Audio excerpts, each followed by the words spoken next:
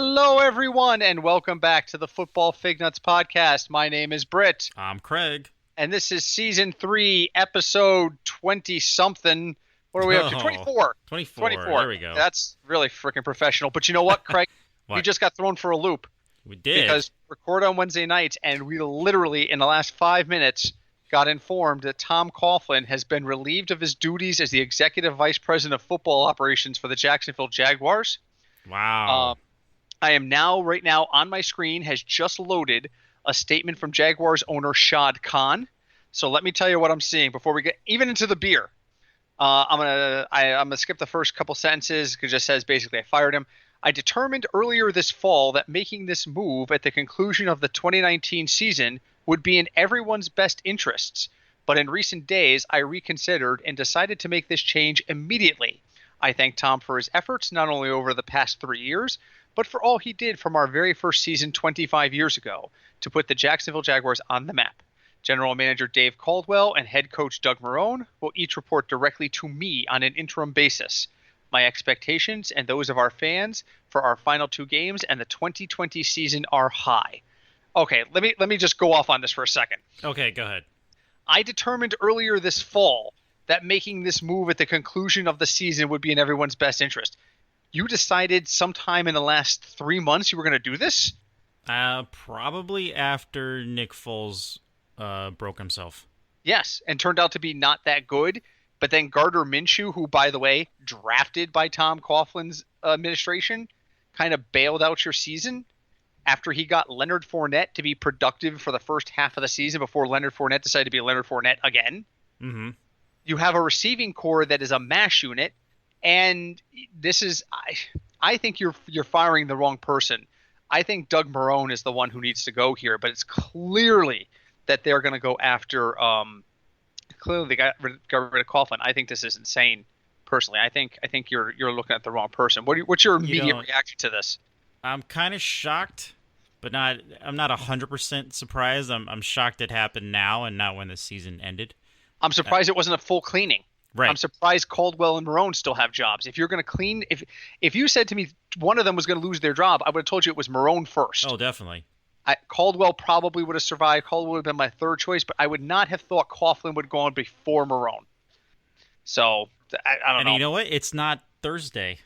Yes. Right? Yes. Breaking news on a Wednesday that we can actually talk rare. about.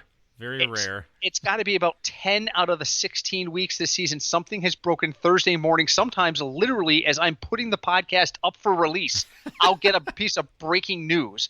Like Antonio Brown was released on a Thursday. So much going on. So it's not really first, but I always say it. But first, I want a beer, particularly after that news. What are you drinking? Well, I went down to Brewport this evening for dinner. Craig has this bizarre theory that goes along with his Madden curse that every time I go to Brewport, someone gets ill. Right. But I'm hoping that's not the case. I brought home with me a collaboration beer they released recently. Oh. A collaboration with No Worries. We've been to No Worries in Hampton. Yeah, that's pretty good. This is called Beautiful Disaster. Okay. And it is a New England IPA. There is no description on the can. Okay. Other than it's a New England IPA, and it's 7.91%. Okay. What are you drinking? I'm drinking one of your favorite beers. What do you got? I have a holiday ale. I have one in the bag. This is I open with the new one, and I go to the old reliable afterwards. Yeah, sometimes you have to. And full disclosure, I had holiday ale at dinner tonight. They had it on tap. Oh, they did? Nice. Oh, yeah. I mean, if you've never been to Brewport in Bridgeport, Connecticut, they have an extensive tap list. They brew their own beer. There's like 10 or 15 beers that they make. And then in addition to that, they have several guest taps and usually a Two Roads tap, and they had holiday ale, so I had to. But anyway, let's start with this. Bush. There we go. Okay. So you've had holiday ale, so we don't have to review holiday ale. Let me get a sniff of this. Ooh, very hoppy nose. Thinking. It smells like I poured orange juice over a whole bunch of hops. Interesting. Yeah, I'm getting just a little bit of citrus, but it's mostly hops on the nose. All right, let's try a sip. Ooh. Oh, my taste buds are very confused. Uh-oh. It's Confused very how? juicy, Okay. but it's very hoppy throughout, and now the hops are kind of receding, and all I'm getting is juice. Oh, here Hmm. come the hops again. Here comes like the bitterness again. Wow, I'm gonna have to save you one of these or Oh, bring it to thank you. you. I mean, it's not like you don't know where Brewport is, but Still, um, you already yeah, have it. exactly. It's like, wow, that's good stuff. I definitely would. Yeah, I'm gonna enjoy drinking that 6 pack, and it comes in 12-ounce cans, so it's a 6 pack, and it was reasonably priced. I'm so used to like New England IPAs, particularly these days. They come in the 4 packs at It's like 16 ounce, and they're like $18. at least Yeah, this was a 6 pack for 12.50. I not mean, I bad. can live with that. I can live Not with bad. $2 a can, even at 12 ounces. So, all right, so let's go to burning hot takes. All right. Craig, give or receive. I will give. What do you got? So I just wanted to get your take on this. Maurice Jones-Drew recently posted his 4 top candidates at running back of guys who he thinks should be traded. Well, first off, I'm glad to hear Maurice Jones-Drew is alive and well. Yes, he is. Yeah. Okay. So I just want to know your thoughts on his list and which one of these guys you think out of the 4, yes, definitely he's going to be traded or should be. Okay. All right. So, as you may have noticed, this past weekend, Kenyon Drake had 4 touchdowns. Mm-hmm. And the other guy, whose name is David Johnson, didn't. So he's on the list of guys that should be traded. He's still set to make $26.25 million against the cap the next Oof. 2 years. That's a big number. Yeah. Next would be Le'Veon Bell. Reason being, he doesn't think the Jets utilize him enough. Another guy with a big contract. But a big contract, but I think the Jets are so broken this year, I can't see them getting rid of him already. Yeah. Next is Leonard Fournette. Because, who knows what's going on in Jacksonville right now. And especially with light of the news tonight. Yep. Okay. And last on the list is Jerick McKinnon, who really hasn't seen a lot of the field in the last, 2 years. Is he still in San Fran? He is. Because he went from the Vikings to San Fran this year, but he's been so quiet. He's been injured, hasn't he? He has been, and they've been doing running back by committee. Well, yeah, but they've been doing a lot of running back by committee because of injury. Right. Matt Breida is a minute-to-minute situation. And I think he's going to be a free agent next year. And Tevin Coleman has not been what they had hoped when they signed him as a free agent. And then there's the other guy. And then there's Raheem Mostert, who is very so, wow.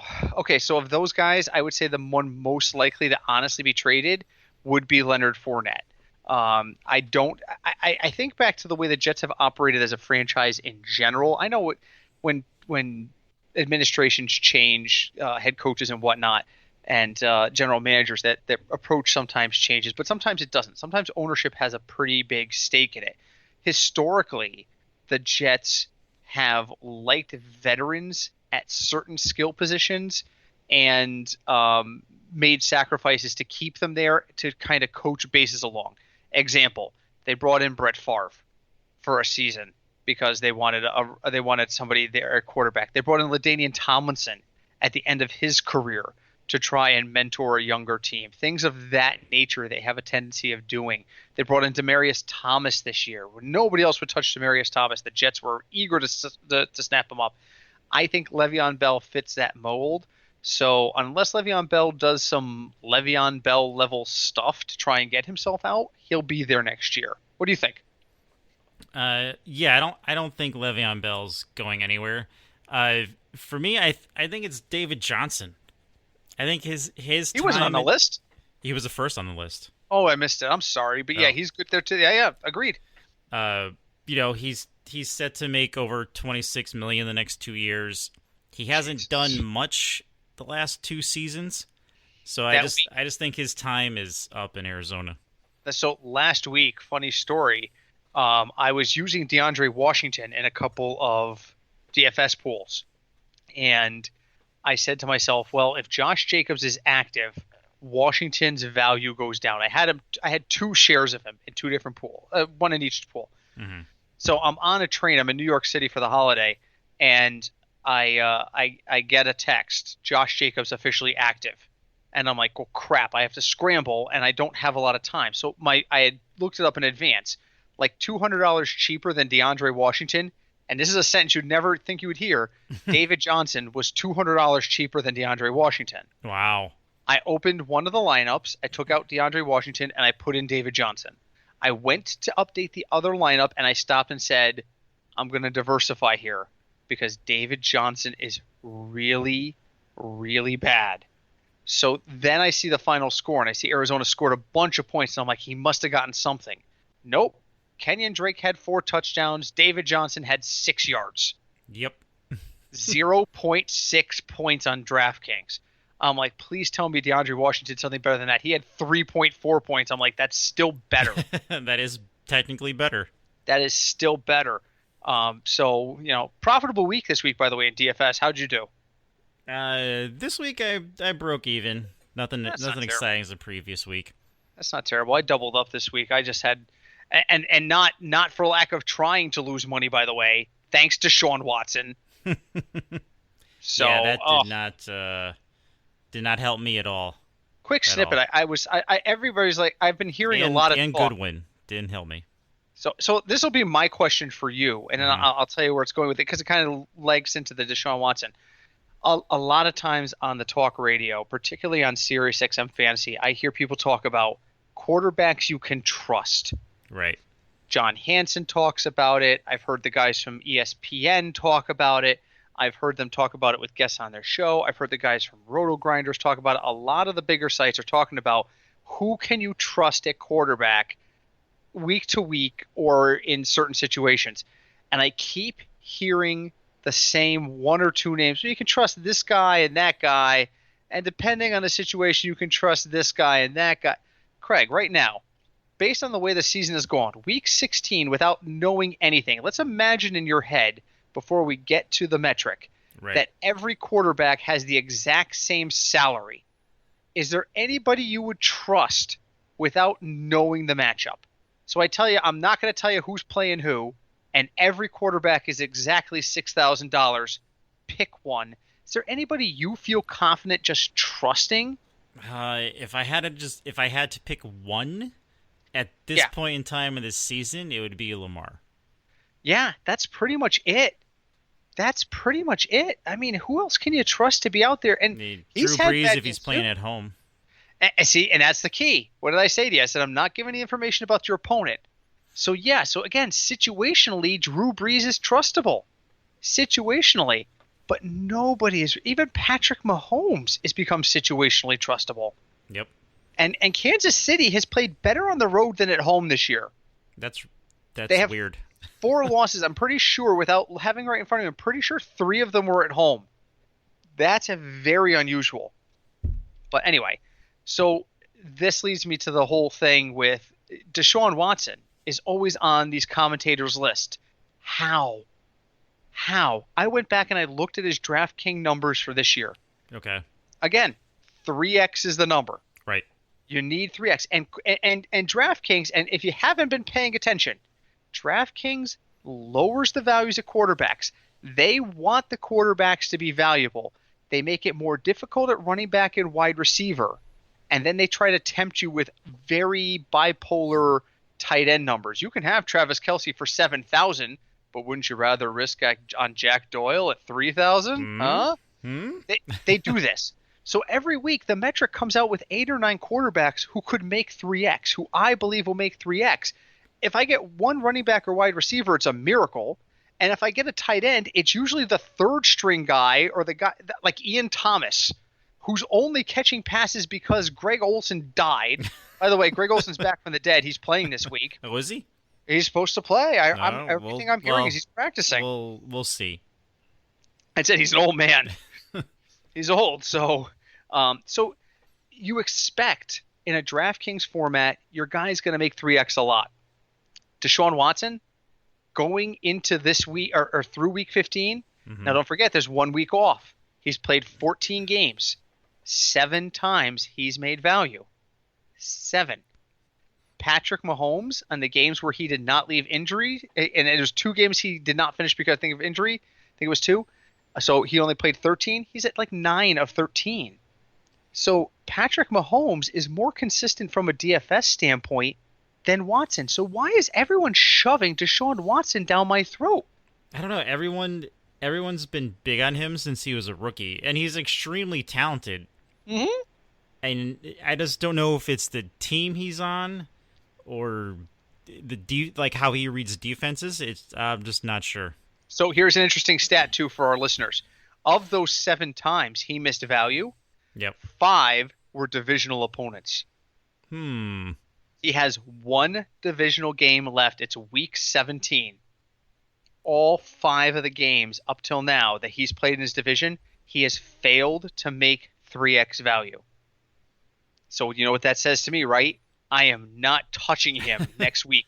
In week 17, he is verboten. There is no way I will use him. I will not use him in a single lineup in week 17. I won't. I honestly won't. This week they're at Tampa. It's a good matchup. Won't use him. Do you trust Winston instead? Winston the last 2 weeks has been epic. He's been over 400 yards and 4 touchdowns in each of the last 2 games. With a broken finger. With a broken finger. Deshaun Watson? No, that's Jameis. Jameis has the bad thumb. Oh, okay. But at the same time, he's thrown like 5 picks. But it's a rare situation. I call it Brett Favre syndrome, where you have a quarterback in fantasy who it doesn't matter if he throws picks. And that's where we're at with Jameis Winston. Do I think he's going to have a big game at Tampa against Houston? I don't know. We'll get there. But I find it very interesting that all I hear from the experts is, oh, you can trust Deshaun Watson. No, I can't. No, you can't. No, you can't. He's not posting the points based on his value. At least not in DFS. If you trust him in season long, and I would argue there's a lot better choices in season long. So, I don't know. But you know what? That's a good segue because we're talking about Houston at Tampa. Oh, I have a gripe before we get to America's favorite game. Okay. Sure. Go ahead. Attention, DraftKings. What the fuck? Let me be clear on this, as if what the fuck isn't clear enough. They have no full slate this weekend. Really? The largest slate of games starts Saturday night at 8 o'clock and runs through Monday. There are 3 afternoon games on Saturday. There is no slate that covers every game on DraftKings. What the holy hell? Didn't they do this last year? Yes, and I think if we rolled the tape from like week 16 last year, I was like, what in the holy hell are you doing? There's 3 games on Saturday afternoon.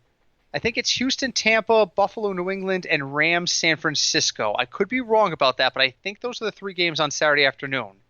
And then Saturday night, there's, I think, is it Baltimore, Cleveland? I should pull up the damn schedule. But I was like, what the hell, man? How am I supposed to have a podcast and talk about a weekend-long version of what you can do when there's no such thing as a weekend-long version of what you can do in the NFL because of the way that they've done stuff? Yeah, okay, Houston, Tampa, Buffalo, New England. All right, there's 1 game at 1 o'clock, 1 game at 4:30, and 1 game at 8:15. Houston at Tampa, Buffalo at New England, and LA at San Francisco are all on Saturday. So number 1, Houston at Tampa, potentially big game, right? A lot of names in that game. You just talked about how Jameis has been crazy. Watson could go off, but maybe not. You got Buffalo at New England. There's pieces there you could use. John Brown is always viable in a tournament. I guess. Yeah. One of the defenses. LA at San Francisco. That game preseason, you would have thought this game's going to matter. The Rams at San Francisco, you would have thought this game was going to matter. It doesn't. Well, it does because San Francisco's been on the skids lately, but they really have. Hey, and great news if you're an AT&T Now subscriber, which I no longer am. Yep. All those games are on the NFL Network. So I hope you have cable because if you have one of the streaming services that doesn't have the NFL Network, you're screwed. So I'm a little annoyed because now I can't use Houston, Tampa, Buffalo, or New England in my picks. So I'm mildly annoyed. And if I'm playing main slate on Sunday, do you know what the night game is Sunday night? Sunday night. That's your Chiefs, isn't it? Chiefs at Bears. First off, Sean, our dear contributor, is a huge Bears fan. I'm sorry, but you can suck it because we are going to kick your asses. Mitch Trubisky is going to make our defense look so good. So good. I don't know that we're going to win the game. That game could be 17-10 Bears, but if the Chiefs get more than 3 touchdowns on the board, good night. Good night. If Tyreek Hill's, if it's halftime and Tyreek Hill has 110 yards, 2 touchdowns, the game's over. Game's over. They're playing in Chicago, right? In Chicago. So we'll have to see. And Monday night game is Green Bay at Minnesota, which is a huge divisional matchup because they are both in the playoffs and they're I think 1 game apart, and a bye could be in play here. So this is actually a big weekend. Buffalo at New England is a game that is essential to my life because the Chiefs have the tiebreaker over the Patriots, right? And they're a game back. If Buffalo can somehow go into New England and win, and I've been picking against Buffalo all year and been shocked every time, and the Chiefs can beat the Bears, the Chiefs would be the 2 seed going into Week 17. And that's essential because New England plays Miami in Week 17. There is 0 chance that's the game they're going to lose. If New England's going to lose again between now and the end of the year, it's Buffalo. I need that game. I need it. So wait, is Baltimore's the 1 seed right now? Baltimore's the 1 seed, and I think they lock it with a win, and they're at Cleveland. They might as well start printing the banners. Seriously, anyway. All right, let's play America's favorite game because we actually have numbers this week. We do. That work to your advantage. Oh. All right, so Craig, you're going to do the overs first, and I'll tell you why. All right. Because there's only 2 of them, and as you know, you get to carry over a strike if you don't strike out in the first one. And I want you to carry over a strike because there's 3 games under 40. Oh. So I want you to nail the overs so that you have the extra strike in the unders. Okay. Craig, and this is the full schedule in front of me, none of the DraftKings mumbo jumbo. I have every game in front of me. Mm-hmm. I have 2 of them with at least a 50. They are 50 or more. Give me those 2 games. Let's go Chiefs-Bears. Chiefs-Bears is incorrect. That's strike 1. Damn it. That game is 45. Kansas City is a 5-point favorite. I think Kansas City's going to blow them out there. I might put some money on that. But that's strike 1. All right. How about Houston-Tampa?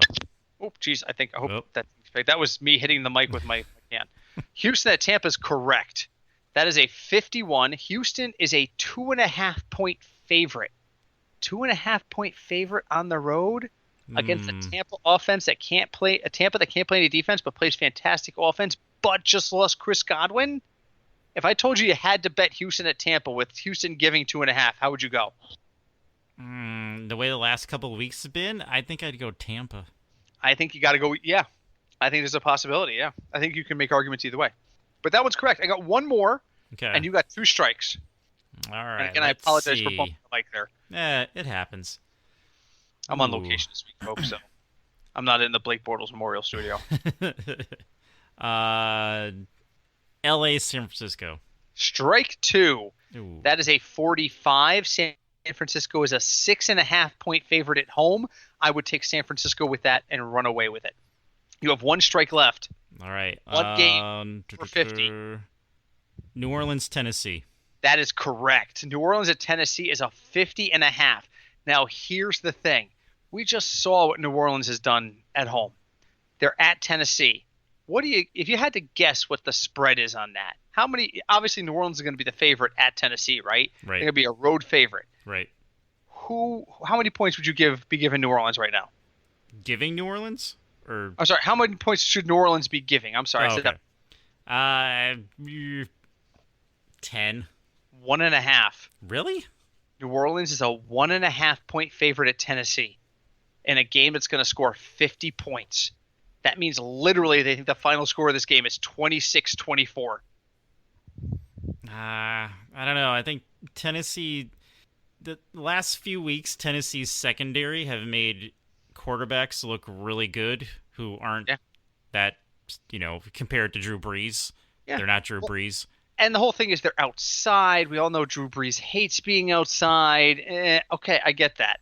But Tennessee is not going to be able to keep up with New Orleans. I mean, New Orleans defense has been showing signs of slowing down, but still, I think New Orleans runs away with that. So I'm going to be putting money on New Orleans there. Okay, so you were successful. So you carry over an extra strike. You now have 4 strikes, and I have 3 games under 40. Give me the 3 games under 40. All right. right. Drink my beer and not bump the mic. Let's go Giants Redskins. Incorrect. Oh. That's a 42.5. And Washington's favored? Oh, because they're at home. Washington's a 2.5 point favorite against the Giants. Is anyone even going to watch that game? Well, I mean, if you're a Giants fan or a Redskin fan. Those people don't exist anymore. All right, so that's strike 1. Still got 3 on the board. You still got 3 strikes. And these are under 40. Under 40. Dallas, Philly. Strike 2. Oh, really? Even with Prescott hurt, huh? 46. And Dallas is a 2.5 point favorite. Wow. Even with Prescott hurt. Along the lines of games that people are going to watch, but no one should. I don't care. I don't care. Did you watch Gridiron Heights this week yet? Not yet. Did you watch last week's with the photo shoot? You watched that with me, right? Right. Do you remember the team that tried to sneak in because they were doing a photo shoot of the playoff teams, and the Rams tried to sneak in and pretend to be in the NFC East as the Delaware Clams? Yep. They brought back the Delaware Clams for this episode. Nice. They are strongly pushing. The Rams in Gridiron Heights are strongly pushing to be moved to the NFC East so that they can be considered competitive. All right, so you got 2 strikes on you. Don't have any right yet, though. No, it's There's sad. still 3 games out there. All right. These games are bad. Carolina, Indy.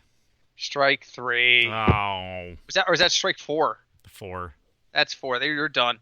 Carolina, Indy. Where are you on my list? There it is. 45.5. 45.5. So the correct answers. And again, we talk about this because these are games that in a general DFS sense, you should avoid these games. Buffalo at New England is a 38.5. It just is. Buffalo at New England's 38.5. Pittsburgh at the Jets. I am shocked you didn't get that. Shocked you didn't get that. That one's also 38.5. And then last one is Detroit at Denver's a 37.5. So if you need me to tell you that you shouldn't use anyone from Detroit at Denver, I mean, well, Detroit is terrible against the run, but who do you start, Lindsey or Freeman? Neither one has been very impressive. If I had to pick someone, I would start Drew Lock. Yeah, that's an option. You know what? They talked about that this morning. A caller called into Sirius XM Fantasy in the morning, and the question was, I have Ryan Fitzpatrick, but Allen and Locke are both on the waiver wire. What do I do? Do I go get Allen because he's at New England and that's a bad idea? Or do I go get Locke because he's bad but hosting Detroit is a good idea? Or do I just run with Fitz because he's playing at home against Cincinnati? And I think the hosts' brains exploded.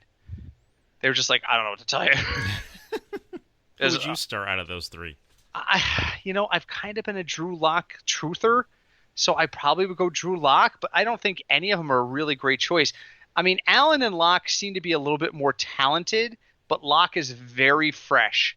So you can't start Allen against New England because New England schemes too well. You can't start Locke against Detroit because Detroit can't scheme at all, but Locke doesn't look like he's polished yet. So you go to Fitzpatrick, who is so inconsistent, but he's a favorite at home over Cincinnati. Yeah, folks, Miami is a 1-point favorite this week. It's essentially a coin toss. I get it, but I guess I'd probably go. I know the answer to the question for you. Go ahead and say it. I know what the answer is. It's magic. I just want you to say it. Yeah, okay. So that's America's favorite game. Let's talk about the metric. Let's talk about week 16 in DFS. All right. So let's start in the quarterback ranking. So we talked a lot about how quarterbacks in DraftKings should make 3x on a fairly regular scale. To that point, I have 9 players in the 3x range in my projections. So you've got value all over the place. So I'm going to do the same thing I do every week. Who is stud that you could use, but you're going to pay up for him? Who's a value option? Who's the safe middle guy? The pay up guy, I'll give you one guess. Who's the pay up guy that I like this week? I'm going to say Lamar. Lamar Jackson. He's 8,000, but he's playing at Cleveland. Again, that's a Saturday game, so you can't use him in a main lineup. But that's, he's out there. I really do like him this week. My safe guy, my middle of the road guy, and this one I come with a little bit of apprehension when I say his name, is Russell Wilson. He's only 7,000 because he's been really, really off lately. But that means he only needs 21 points. He's playing Arizona. He's playing Arizona at home. He's in Seattle playing Arizona. That's a huge benefit to him. He's only 7,000. He only needs 21 points to provide you value. So if you need money to pay up at other positions, he's not a bad option. Who I'm using is the cheapo option. I'm going Phillip Rivers.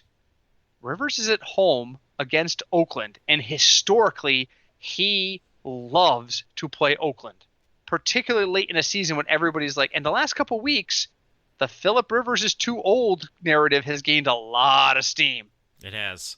If he's going to make a case that they should not get ready to move on from him, this is the game. This is it. So I'm probably rolling with Phillip Rivers. He's only 5,700, which means to get to value, he needs 17 points and change. I have him slated for 18 points. And again, I'm going to use him in order to save money so I can pay up at running back and wide receiver. Craig, who do you like in the quarterbacks this week? This week, pretty much the same, along those same lines. Lamar, again, is 8,000, but he's playing Saturday. My go-to guy this week would probably be Russell Wilson, because of the reasons why we mentioned. He's at home. He's playing Arizona. He's 7,000, so he's on towards the pricier end of QBs, but still affordable. I'm totally staying away from Matt Ryan. I'm over the Falcons at this point. I want to use Matt Ryan because I've been a big fantasy Falcon guy. I drafted Ryan. I drafted Julio. I thought they were going to be better this year as a team, and I thought even if they're not good, they're a garbage time scoring team. The biggest question I have unanswered from this season is how Dan Quinn is still on this team. I thought for sure he was a dead man walking coach going into their bye, and then nothing. No, give it 3 weeks. I think he's absolutely a strong Black Monday candidate. Very strong. So, all right, I just bumped the mic. Again, I apologize to everyone today. This is what happens when I'm not in studio. Running backs. There is no one at 3x value. Oh, but you know what? Step back for the quarterbacks. Just so you know, one of the reasons I also like Phillip Rivers, his ownership is going to be lower. He is a potential tournament play as well. Both Russell and Lamar I have projected at 20% or more. So, running backs, nobody's good. Nobody. And none of the usual suspects are in that top tier today in value. Christian McCaffrey has been about 10,000, but if I project him for 28, that's 2.8x. He's close to the top. Not this week. Not this week, folks. Not this week. The top guy on my list is Craig's favorite person, a man who I used to love, and I had to quit. Joe Mixon. Bro Mixon, I've got him slated for 19 points. He's only 6,600. He's playing Miami. And he's playing in Miami. So you don't have to worry about snow. Nope. And it's Miami. The other guy that would be really like, but he's way cheaper, and there's a reason he's way cheaper, is Melvin Gordon. And the reason he's way cheaper is Austin Eckler. Because the last couple weeks, they seem to go with a hot hand approach. And I don't understand, short of the fact that no one on the Chargers seem to understand how a passing game works, how this team's not in playoff contention. They have two good running backs. This is the same formula a couple years back that Atlanta rode to the Super Bowl. Yes. Remember, was Devontae Freeman, and I'm drawing a blank. Was it Tevin Coleman? It was Tevin Coleman. The two of them were like thunder and lightning. It was like, you go ahead and give, a lot of teams back in the day, I'm going to use your Bengals. Who's backing up Joe Mixon these days? Is it still Gio, or is he hurt? Yes. It's still Gio. Okay, if you see Giovanni Bernard come in on 3rd and 7 as a defender, what's your first thought? That he's probably getting the ball. He's probably getting the ball, but is he getting a handoff on 3rd and 7? He's probably not. getting a pass. He's probably getting a pass. So you're going to do one of two things. You're going to bring somebody because you know it's a pass. You know Gio Bernard's either in there to catch the short pass and try to run it out, or to pass protect. So you bring somebody and you see what Gio does. If he blocks, you know he's not involved in the play. But there's no fear of the run. If he doesn't block and he runs out, all of a sudden the safety charges like a madman towards him. And by the time the ball gets to Gio's hands, the safety's up at the line of scrimmage, and he's able to take him for like a minimal gain, and you don't convert on 3rd and 7. You don't get that when you have backs like Eckler and Gordon. Eckler catches more passes, but yes, he can take a handoff too. On 3rd and 6, 3rd and 7, it's not unheard of for the Chargers to hand the ball off to Eckler. It's just not. So, I don't know. By the way, before I erroneously said Baltimore at Cleveland was on Saturday, that is a Sunday game. My apologies on that. So I want to use Melvin Gordon, but I can't because I can't trust him. Would you use both of them? Oh, that's no, because I'll tell you why. Because the next guy down on my list is in the same situation where he's in a timeshare and you don't know who to trust, but I like the run defense better there. So I won't use Gordon and Eckler against Oakland. I'll use Lindsey and Freeman against Detroit. If I'm going to go too deep on the same team at running back, it's going to be there. Now, I'm not going to do that because I already have Phillip Rivers in there, and I don't think this is going to be a blowout game for them. It takes a big leap of faith for me to stack 2 running backs with a quarterback. A huge leap of faith. They'd have to be playing like a high school level team defense. Well, and to be honest, Detroit might be a high school level team defense, but so I don't know. Running back, Mixon's going to be highly owned. Philip Lindsay's not. Another name on my list is Zeke. He usually does well against Philly, but he's very expensive. There's really no one I super trust, so I'm probably going to go chalky. I'm going to look to use either a Zeke or a McCaffrey here because I'm saving money at quarterback. And then I'm going to look for a low percentage option, somebody who has the potential to do really well. I hate to use the name Patrick Laird, but I might. But I'm probably going to diversify a little bit in my running back. If I'm going to use Phillip Rivers, I'm probably looking to go, stud and reach at running back. But what do you like in running back this week? Running back this week is a mess. It really is. Agreed. Yeah. All the good matchups are guys you can't trust or in timeshares. So I do like Mixon because the last 3 weeks, he's been playing the way everyone thought he would at week 1, and he's playing Miami. I do like Philip Lindsay against Detroit, and his price tag is $5,300, and he's kind of pricey, but I do like Miles Sanders against Dallas. That's an interesting pick. I don't dislike Miles Sanders either. The problem is Jordan Howard is still there.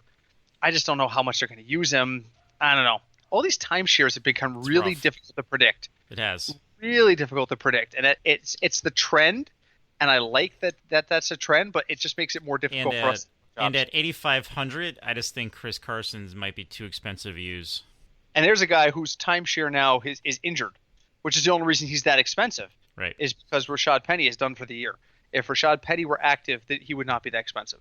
So running back, good luck. That's my advice. Wide receiver, even more good luck.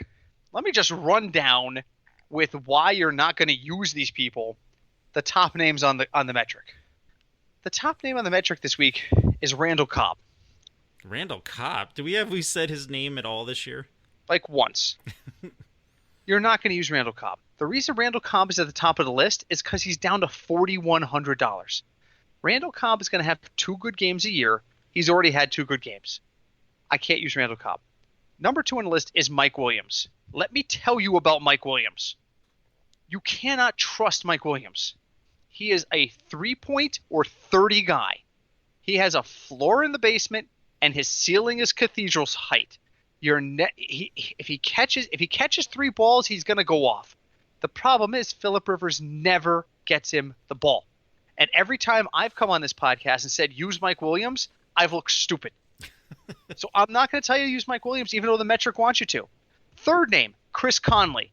Same problem. I used Chris Conley last week, and he saved my DFS lineups. I can't use the hot hand 2 weeks in a row. Well, he's at Atlanta. Fantastic. So are a lot of other people, and they just fired their senior VP. We have no idea what's going to happen there. Fourth name on the list. We're still looking for somebody we can use. Michael Gallup. Michael Gallup is the mirror image of Randall Cobb. If I use Randall Cobb, I can't use Michael Gallup, and vice versa. One of them's going to get the ball. Good luck figuring it out. And when you do, email me, fignutsdfs@gmail.com. If you figure it out before the game, let me know. The next name on the list is Devontae Parker. I think he's broken still, isn't he? I have no clue. The metric says he's going to get 16 points. If he does play, but I don't know. I think he's done. I don't think he's going to get 16 points if he sits in the stands.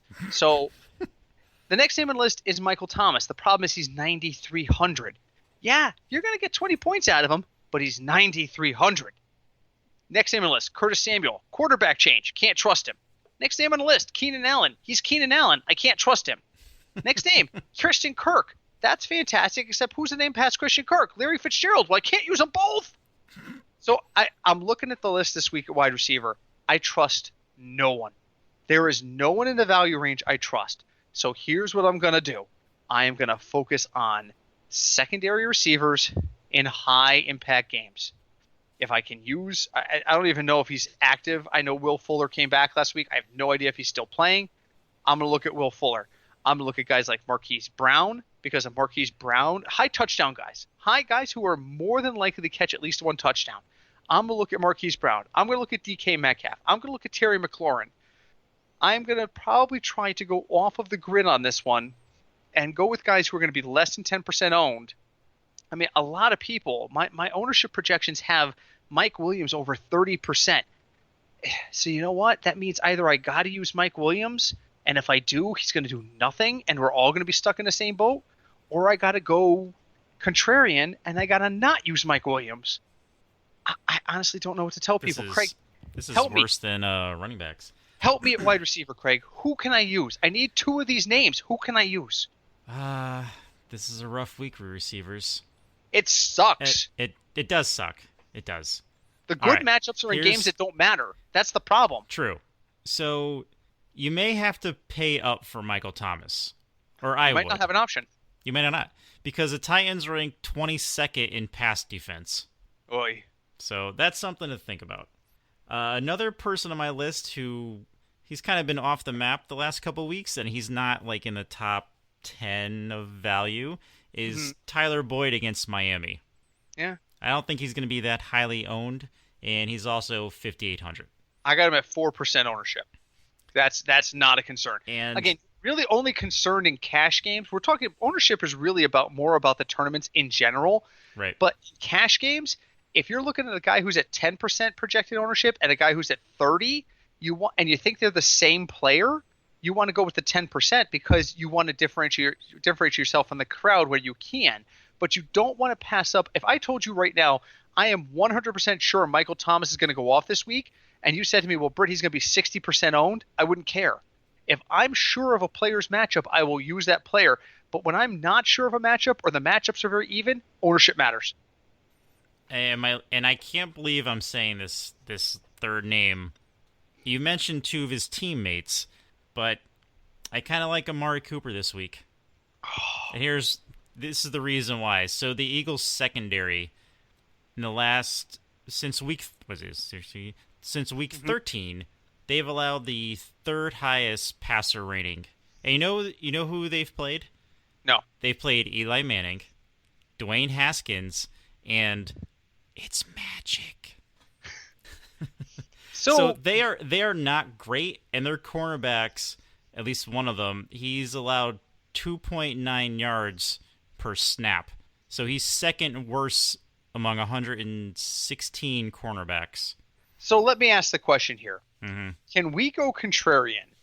Can we feel comfortable in a cash game starting Dak, Zeke, and Cooper? Because Dak is only 6,400. That's an interesting stat. If Dak is actually playing, yes. Is he on the injury report? I haven't heard this. He has a shoulder injury he's been dealing with, and he hasn't practiced this week. Oh, okay. Well, that would change the value of all the wide receivers if he's not playing. Yes. Yeah. So, all right, let's talk about tight end. Listen, just use Mike Gesicki. I'm done. He's 3,600. If he catches one touchdown, then you're at value. If he doesn't catch a touchdown, well, then you can yell at me. I'm actually going to honestly, the best play for me is Austin Hooper. He's 4,400, and Jacksonville is woeful against the tight end. Noah Fant is broken. Noah Fant is broken, but for some reason the metric still says he's going to get 9 points. I thought they put him on IR. I thought they did. I don't know what it is. And Ian Thomas, here's the thing. So Ian Thomas is the next name down on the list, 3,100, and the metric is telling me 8 points. But I'm like, metric, what's his name is coming back this week? Greg Olsen is at practice this week. And it's like, yup. Okay, well, Ian Thomas, 8 points. Sure. You can't have that. Sure. And the problem is I'm paying up. I'm in a situation where no matter what I do with my lineup, I'm going to end up paying for a big running back or a big wideout. I'm going to have McCaffrey or Zeke or Amari or Michael Thomas across pretty much all of my lineups. I can't afford to pay up at tight end. I can't afford to go down to Zach Ertz at 6,400. Or Darren Waller at 61. Oh, my God. Were we right about Darren Waller or what? That's right. Oh, my we were. God. Week 1, I said use Darren Waller as a cheap option. And this is the problem with DFS late in the season. It's expensive. The first 3 weeks of the season, go ahead and listen to our week 1 through 3 DFS. I told you back then Darren Waller is an option. This kid could be good, and if he makes value, he's going to change your lineups because he's only like $3,000. He's $6,000 now. The value is gone. Everyone knows our secret. Damn it. You know what this is like? This is like the episode of The Simpsons with the Flaming Moe. Darren Waller is the Flaming Moe. And the first 3 weeks of the season, we screamed, drink a Flaming Moe, and everyone ate it up and everyone loved it. And then someone leaked the secret. And now it's cough syrup. Every restaurant has the Darren Waller Flaming Moe, and now there's nothing special about it, and now here's where we are. And Darren Waller, because of his price tag, his ownership is really low. The big names this week are Hooper and Ertz, and Hooper's only a big name because he's cheap. He's cheap. Yeah, he's 4,400. He's Austin even Hooper. cheaper than Hunter Henry. I was just going to say that. Listen to me carefully. Austin Hooper is a better value and cheaper than Hunter Henry. Think about that. Yeah, exactly. Let that just sink into your brain meats for a minute. All right, so I'm using Hooper there probably, even though his ownership is really high. I won't use him in tournaments. In tournaments, honestly, if we're going to talk about tournaments, which we rarely ever do on here, you're my tournament guy. I'll listen to you when it comes to tournaments. In tournaments, I probably would pay up for Waller. Yeah, I think you'd have to. I'm going to save money elsewhere. Yeah, you're going to have to find your secret weapon somewhere other than tight end. Well, I'm looking at the wide receiver ranks right now. I'm looking at guys like Curtis Samuel. I'm looking at guys like Larry Fitz. I'm looking at guys like Jarvis Landry and Marquise Brown. These are all guys in the mid-range, the $4,000 to $5,000 range. So instead of paying $9,000 for Michael Thomas, I get Fitz and Landry, or Landry and Brown for about the same cost. Now all of a sudden I've freed up an entire position's worth of money, and now all of a sudden I can afford Darren Waller. This is just depressing. I got to be honest with everybody. I don't know what to tell folks. I really don't. This is the hardest. Was it this bad the last 2 years? We'd have to go back and listen. I don't think it was this bad. I don't think in week 16 I was having this much trouble finding value recommendations for our listeners. I don't think I was. But now I am. This season has been much more I get the feeling like DraftKings and FanDuel, and I can't really speak for FanDuel. Craig does much more on FanDuel than I do. DraftKings has really been much more stat driven than it was in the previous years. I feel like in the previous years, they're like, well, yeah, Darren Waller's coming on, but he's had a couple bad games, so let's put him at like 5,500. And now a computer is spitting out 6,100, and the people at DraftKings are going, yeah, 6,100. I feel like they're tightening up in areas where they didn't tighten up before. And the only place they want you to really experiment is quarterback. They really want you to consider 10 different. Yeah, I remember quarterbacks last season were like $8,000, like average. If I could find 3 at the value line, I'd be shocked. This year I've got 9 in week 16, but I don't have value anywhere else. I don't even have a value defense to propose this week. The metric wants you to start Titans. No, don't do that. But they're recommending it because it's 2,100 and the projected ownership value is 10%. Honestly, I'm looking at the list. Honestly, the defense I'm going to recommend this week is the Eagles. But how can I recommend the Eagles? I just spent 20 minutes talking about why we could stack Dak and Zeke. There's maybe the Redskins. I don't know. Listen to yourself. This is how desperate we've become. The Redskins. This is how desperate. Man, and it's a lot of money for a defense, but if you want to pay up, you should start Seattle against Arizona. Yeah, because Seattle's at home, and Seattle always plays better at home. But they're 3,700. They're 3,700, but they're the second highest scoring defense I have. The top defense I have this week in terms of just straight up scoring is Denver. And that's because they're playing Detroit, but they're $3,500. I think they're like the third or fourth most expensive yet. Ravens are 4,000. Steelers are at 3,900. The Seahawks are 37. I don't know.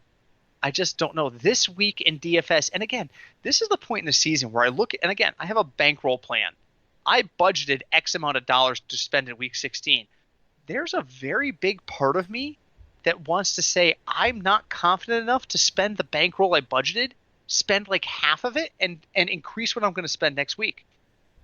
I can't. I normally, and if you've listened to me a lot, you know I am not this indecisive. I come on here and I scream, "You're going to stack Matt Hooper, Matt Hooper. You're going to stack Matt Hooper and Austin Ryan. You're going to stack Matt Ryan with Austin Hooper and sleep well about it. You're going to be fine." I honestly, not this week. No, I ran these numbers. I reran these numbers. I changed my projections slightly to try and make them look more appealing. Because listen, projections, folks, again, in DFS, they're an estimate. They're an estimate. When I say somebody's going to score 12 points, they could score as little as 6. They could probably score as many as 30. All depends on the individual. So a lot of times I look for folks where the floor is close to their projection. So like Austin Hooper, for example. Let's talk about this for a second. Let's talk. Since we have a minute and I have no idea what to recommend, folks. I have Austin Hooper projected for 12 points. Mm-hmm. Austin Hooper's floor. If Austin Hooper has a terrible game against Jacksonville, his floor is probably 7 or 8 points. He's going to catch 3 or 4 passes for about 30 yards.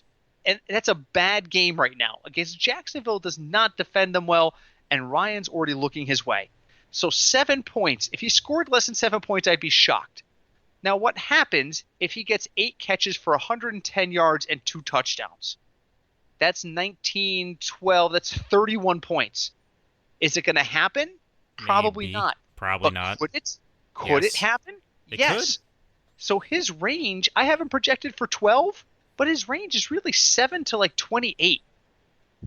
Who are those guys I think are more likely to beat their projections? That's where you got to look this week. I'm looking at Mike Gesicki. I have him projected for 10 points. Honestly, his floor is 1. His ceiling is 15. Hooper's probably, when you look at the ceiling numbers, a better value. But it's just so hard this week. Applaud and kudos to DraftKings. You made my life a living hell this week. I don't know what to tell people. I'm scared. And I'm just going to tell folks, be cautious this week. That's my advice in DFS.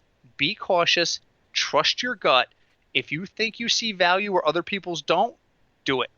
Because I don't have confidence in any of this. None. And that's a hard thing for me to admit. I come on here every week for 3 years. We're almost to 150 episodes. We're over 120 episodes right now. And every week I come on here and I scream, here are the guys you can trust. Start this guy, start that guy. I've tossed out stacks. We have been productive. We have made money. I am still up on the year. I did an analysis of my bankroll this year.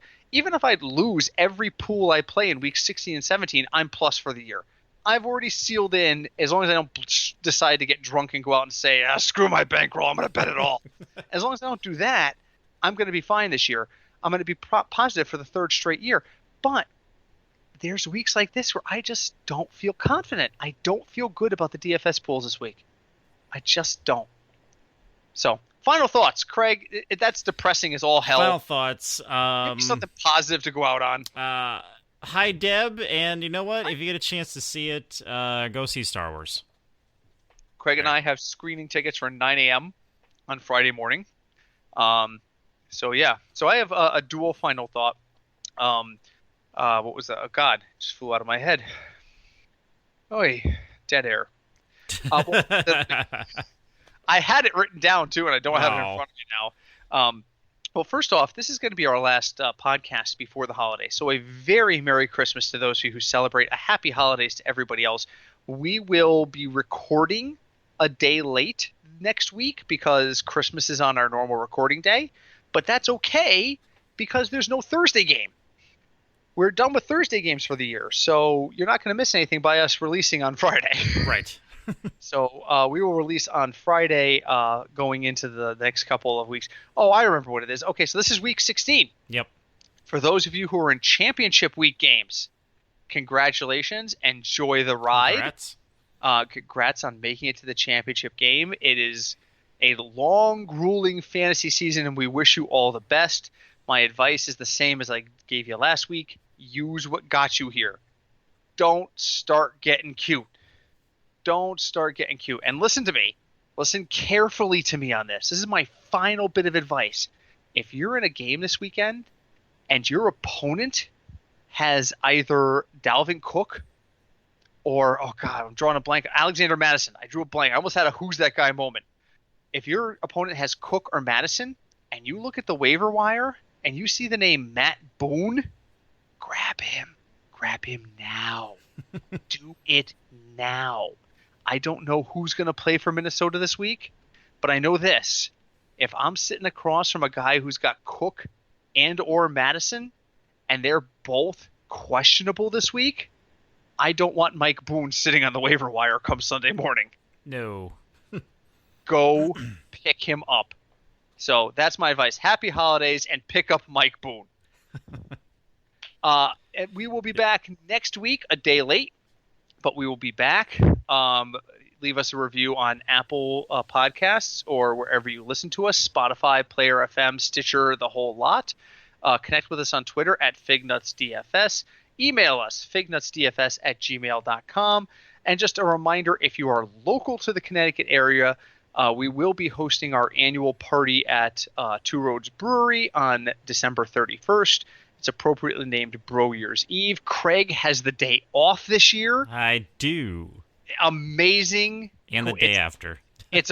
Which is essential. Yes. I mean, Craig works in retail, so you have to understand that New Year's Day is not a day off for Craig. Not usually. So, not usually. This is a Bro Year's miracle. So we will be at Two Roads Brewery in Stratford, Connecticut from 12 to 5. Please, if you're in the area and you listen, stop by. Yeah. Stand in the middle of the room and yell, "I love the football Fignuts." We will find you because we'll be somewhere nearby and probably 4 or 5 beers in. So stop by and have a beer with us. We would love to connect with you guys. But we'll be back. Enjoy week 16. Season's almost over. Almost. You're almost there. I'm almost there every year at this point. I'm just like, why, Jesus, why? So Merry Christmas. We will talk to you next week. Until then, my name is Britt. I'm Craig. And we are the Football Fignuts Podcast.